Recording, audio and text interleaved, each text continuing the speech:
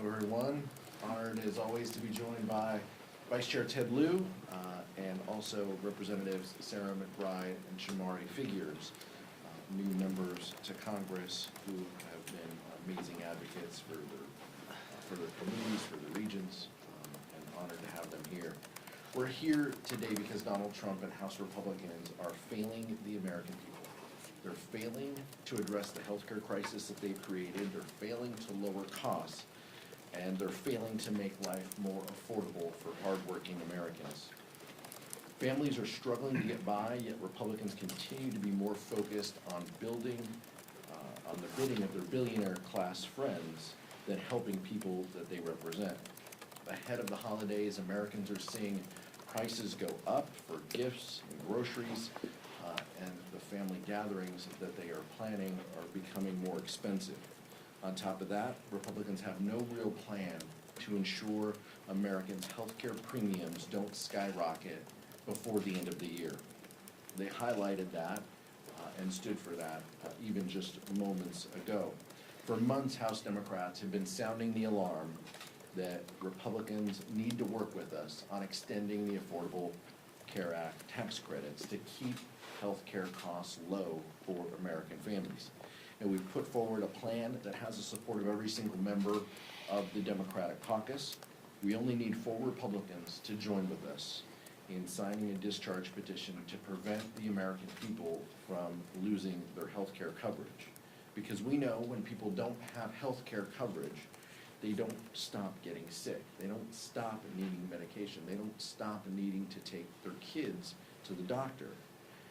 If they can't afford to go to the doctor, they won't see one, or they'll go to the emergency room, which is the highest cost, most expensive way to get care and limits our already burdened healthcare system.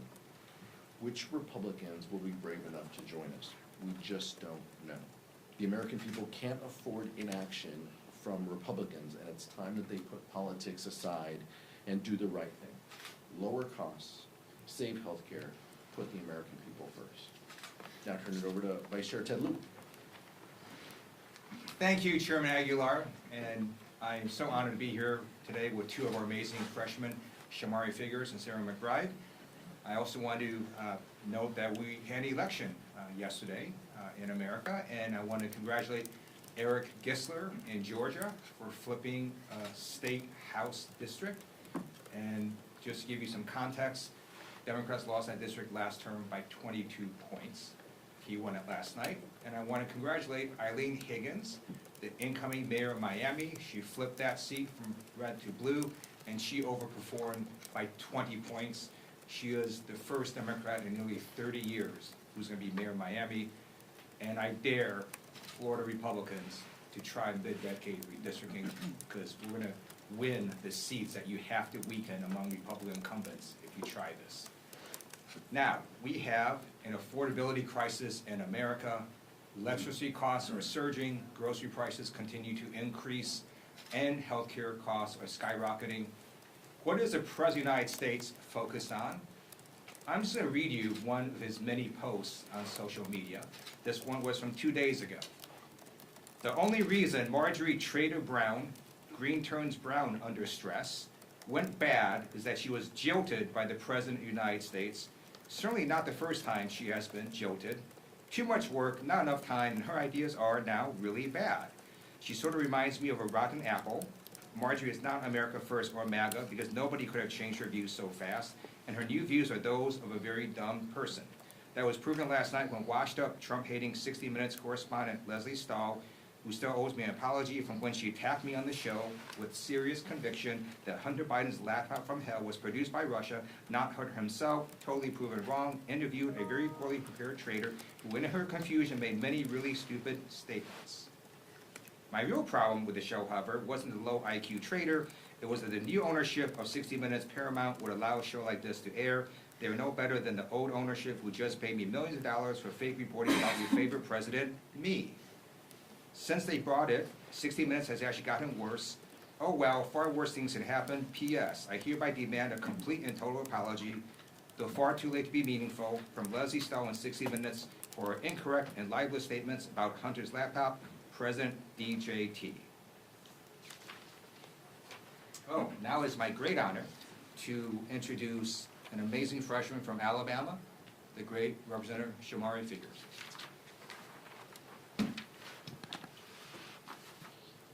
Thank you, Congressman Liu. Look, we're in the middle of a healthcare crisis, and the stakes could not be higher. Millions of Americans rely on healthcare subsidies to be able to afford coverage, and 50,000 of those Americans are located in my district in Alabama. And it's not just a talking point back home.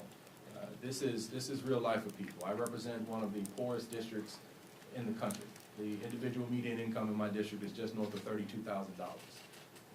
To say that another way, 50% of the wage earners in my district earn less than $32,000. And so when we talk about 50,000 people's healthcare premiums on average increasing by a little more than double in a district where the income is just north of $32,000 on average, it's more than a talking point. It's something that hits people in real ways in real life. It's not something people can afford. And beyond the personal side of it, my district as a whole is one of the worst for healthcare access and outcomes in the country. I have 13 counties in my district. We can only deliver babies in 2 of the 13. 10 of the 13 counties either have hospitals that have closed or in the process of converting to REHs so they don't close, or are on literal financial life support under the threat of closure. And by the way, the largest hospital in my state capital of Montgomery, which I also represent, which is one of only 2 hospitals in that county, is in the middle of a bankruptcy. And so healthcare access is something that is deeply personal to my district, and to make the cost of healthcare unaffordable for people, completely unaffordable, to put it completely out of reach for people is something that is irresponsible, and something that we have the ability to be able to stop, because it's going to put more stress on the hospitals that we still have, and people are going to continue to suffer some of the worst healthcare outcomes, because all of that I just said is all in a district that has the 3rd lowest life expectancy in America. And so this is something that we have to get Republicans on board to fix. We just need a few. We just need a few to join us to do the right thing. We need a few to step up to the plate, to show that they understand and they know that supporting life doesn't end at birth. It is something that we can do, and something that we need to do here in Congress to make sure that the American people, in the richest nation that the world has ever known, that healthcare coverage, healthcare access is not something that is a luxury that is only available to the wealthy. It's something that is only available to the few. And so I am proud to stand here with my colleagues to bring up this issue once again, yet again, something that we have been pressuring now for since I've been here in Congress for the better part of the last 10 or 11 months, but something that obviously Democrats have been pushing for decades. And we're going to continue to wave this flag. We're going to continue to beat this drum. We're going to continue to do this on behalf of the constituents in Alabama's 2nd Congressional District and those across this country, because it's the right thing to do. And with that, I'll turn it over to Representative Sarah McBride. Thank you so much to my fellow freshman Representative Figures, and thank you so much Chair Aguilar and Vice Chair Liu for inviting us today. Across Delaware and around the country, families are being hit from every direction. At the grocery store, at the pharmacy, and of course now in their healthcare premiums. In 2024, Donald Trump promised the American people that he would lower costs on day 1. But we all know that whether it's his business partners, people who worked for him, or the American people, the one through line throughout Donald Trump's life is that he has never met a promise that he was not willing to break. Because 1 year into the 2nd Trump presidency, all we have are a litany of broken promises and billionaire tax breaks. This affordability crisis is not a hoax. It is a choice by congressional Republicans and by Donald Trump. A choice to impose a tariff tax on small businesses and consumers. A choice to cut food assistance. And a choice to insert a $1 trillion bomb into the center of the American healthcare system. That bomb is now going off. Premiums are skyrocketing. The largest cut to Medicaid in American history is on the horizon. Rural hospitals and doctors' offices are already closing. Trump care has arrived, and it is dangerous and it is deadly. I hear it every single day back in Delaware. Dave, a constituent of mine in Newcastle, pays $350 a month right now for his wife's marketplace plan. Next year, without the ACA tax credits, those premiums will jump to $1,200 a month. His wife lives with a disabling spinal condition, diabetes, hypertension, depression, and takes dozens of daily medications. Without this tax credit, they will lose their coverage that is keeping his wife alive. People like Dave are doing everything right, but Republicans in Congress continue to fail them. It's not too late for my Republican colleagues to do the right thing, to make a different choice. As has been mentioned, we only need 4 Republicans in Congress to demonstrate courage on behalf of their constituents by signing this discharge petition to force an up or down vote on protecting care. But I'm not going to hold my breath, because while we are freshmen, while we are new, what has become abundantly clear to us in the last 11 months is the only thing that congressional Republicans are more loyal to than Donald Trump is to cutting the health care of the American people. Imagine winning those elections, getting all of that power, and spending all of your political capital on kicking millions of people off their coverage and jacking up healthcare prices for everyone else. People deserve so much better than what congressional Republicans and Donald Trump have offered them. I ran for office after my experience as a caregiver to my husband during his battle with terminal cancer.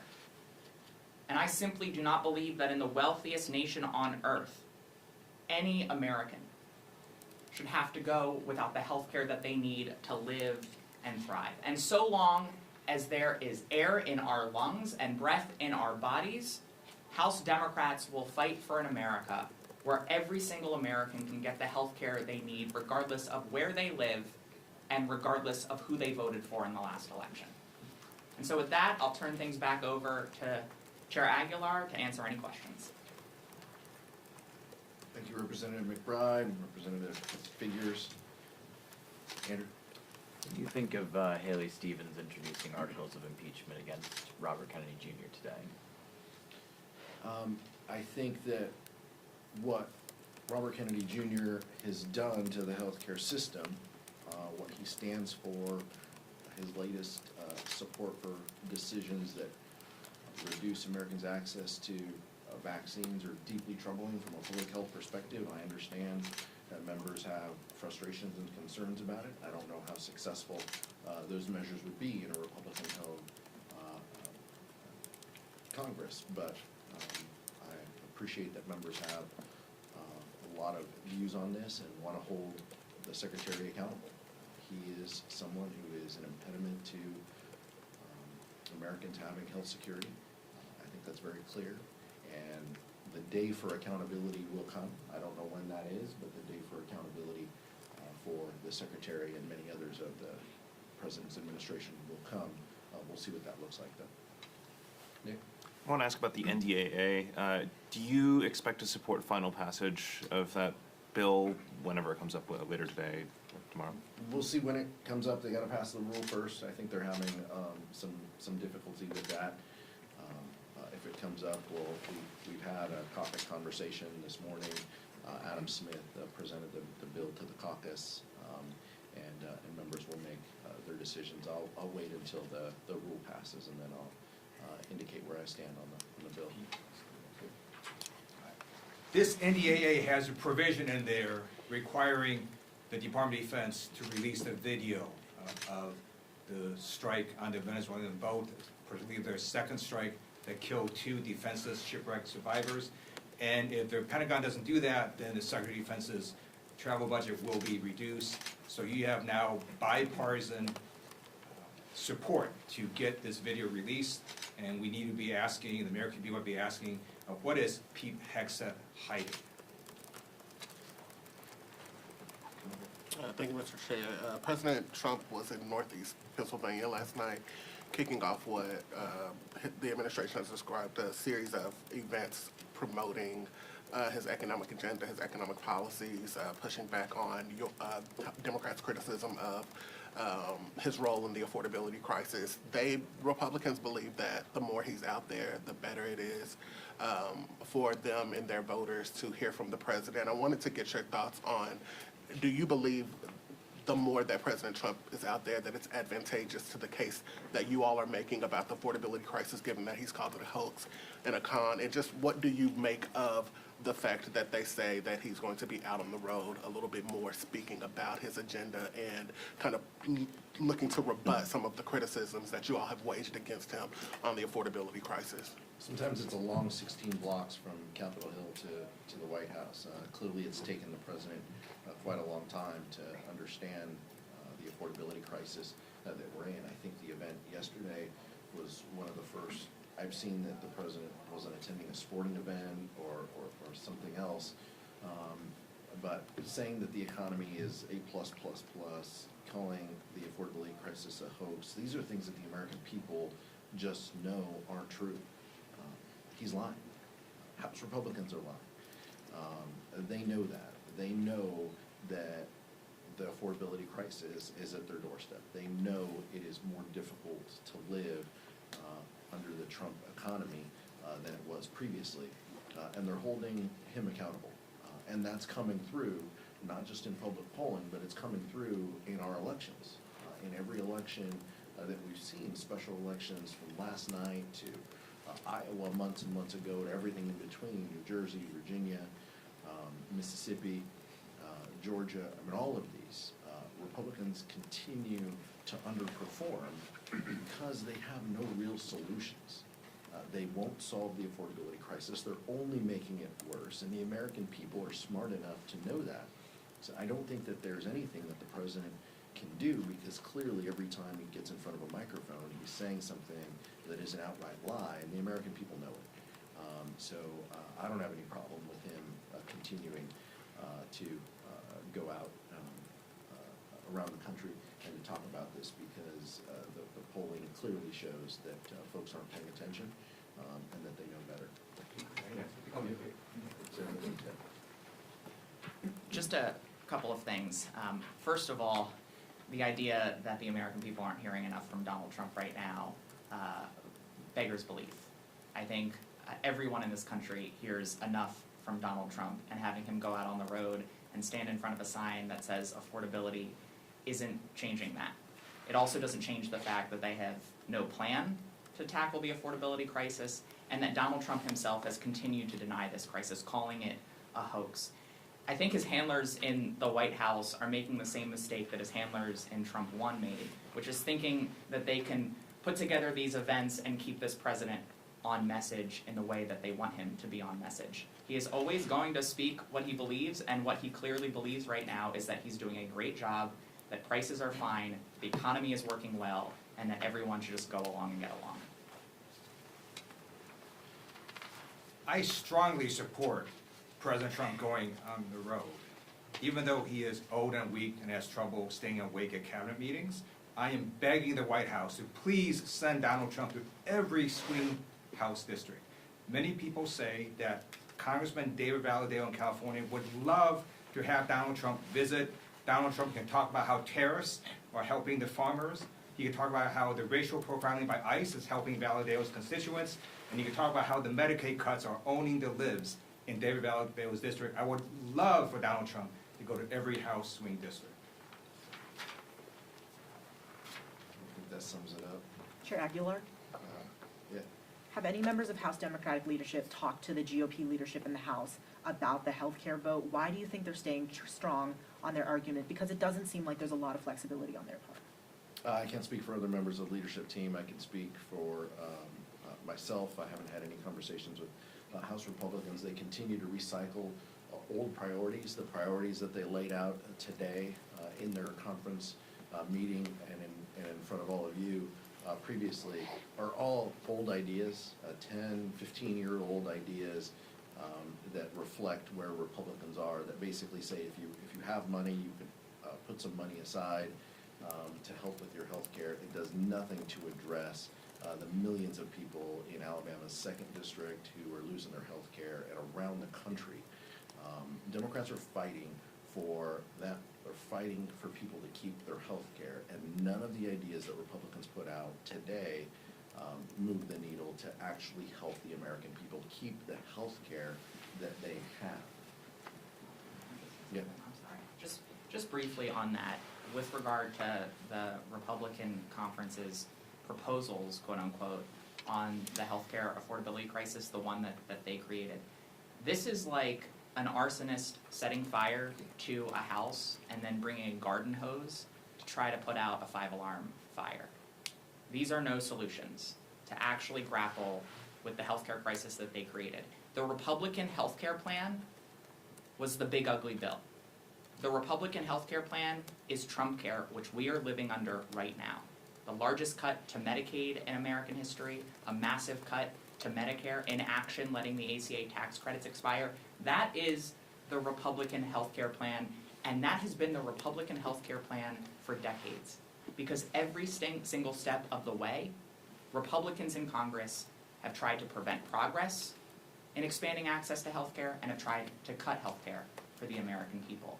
And it certainly stands in stark contrast to our proposals, to extending the Affordable Care Act tax credit, to expanding Medicaid, to improving Medicare, and to guarantee that every single American can get health care without breaking the bank. In the middle of this affordability crisis, there is growing concern that the construction of these AI data centers in rural communities specifically could be increasing the cost of utilities like water and electricity. Do Democrats see this as a priority? And if so, is there any bipartisan consensus that this needs to be addressed? Democrats see rising utility costs under this Republican administration as a priority. We see the data, we see the numbers go up. Vice Chair Liu, I'll let speak, is convening some stakeholders to speak to members of the Democratic caucus on these issues. We think rising utility costs are a concern for the American people. One of the first things the administration did was to gut any renewable energy proposals that the previous administration had in place that would have diversified our energy, would have lowered costs, made significant investments, those types of things. And his opposition to an all of the above strategy really harms the American people and is going to continue to rise their costs unless we address it. And the Democrats have ideas and strategies on how to do that. But we're going to need to ensure that we have the gavels in order to deliver on that. There are a number of reasons why electricity costs are surging under the Trump administration, outpacing inflation. The tariffs, for example, do increase the prices of many products, some of which these utilities do use. In addition, the Trump administration canceled a number of green energy projects, and when you reduce the supply of energy available, you're going to drive up costs. And yes, it's also true that AI data centers also do use a similar amount of electricity. And when you take this in combination, you have electric costs surging. And again, what is Donald Trump doing? He's simply rage tweeting on his social media posts and saying batshit crazy things. Speaker Johnson today said that Jasmine Crockett running for Senate is the greatest thing that happened to the Republican Party. The Republicans have tended to make, or try to make like a boogeyman of people in the Democratic Party. We saw it with Mom Donnie during the shutdown, and now with Crockett. Do you have a reaction to these comments that they're making? I think Speaker Johnson is trying to do anything he can to distract from the majority that he's seen, that we see dwindling. And it's like sand falling through his hands. He just can't keep a hold of it. He sees that. He would much rather talk about a Senate race than he would the Georgia House races that Republicans lost, or the mayor's race that the vice chair mentioned, first time in 30 years that a Democrat has been mayor of Miami. He wants to distract and take away from this because he's losing his grip on his majority. That much is very clear. So the more that Speaker Johnson wants to talk about the national landscape and the Senate environment, I absolutely support, because he's losing his majority next November, if not sooner. Thank you. Mike in the back. Thank you. On the ACA subsidies, yesterday we saw yet another plan to extend them 2 years not the 3 years you want, and it's got some eligibility limits and some HSA, promotion language in there. But it does have the advantage of being bipartisan. Jared Golden's on it, Tom Swazi, a couple others. Do you see a scenario where if the option is no extension of subsidies, or you guys have to swallow a shorter window and some of the reforms that you don't like, but do you see a scenario where that is the vehicle that can actually get something done? No one has signed on to your discharge petition from the Republican Party. We wanna help the American people. We wanna pass laws that help the American people. The House and the Senate, Democrats both have the 3-year proposals that you mentioned. There's 2-year proposals, there's 1-year proposals, that are bipartisan. I understand that. We're not negotiating, here in this room. Let's see what the vote totals, look like. I don't anticipate that either of the Senate proposals has 60 votes. Democrats have said, we'll go anywhere, we'll talk to anyone if it delivers support, if it supports our health care for the American people. That is our policy. We feel that the 3-year proposal is the best, fastest, most certain way in order to do that. But we're willing to have conversations, and members are having conversations as you see with that outline. We support members having those conversations. Right now, let's see where the vote totals are. That group is growing. It is bipartisan, as you mentioned, but it is nowhere near the 200-plus members that we have on our bill right now. So let's give it some space and some time. But our focus, our North Star, is always going to be, how do we deliver the most help to the most people? And that's what it will continue to be. Chair Aguilar. Yeah, sure. I'll add to that, in the lead up to and during the shutdown process, the one message that was consistent coming out of the Democratic caucus was, come and talk to me. Meet us at the table. Let's discuss a way to keep healthcare affordable for millions of people.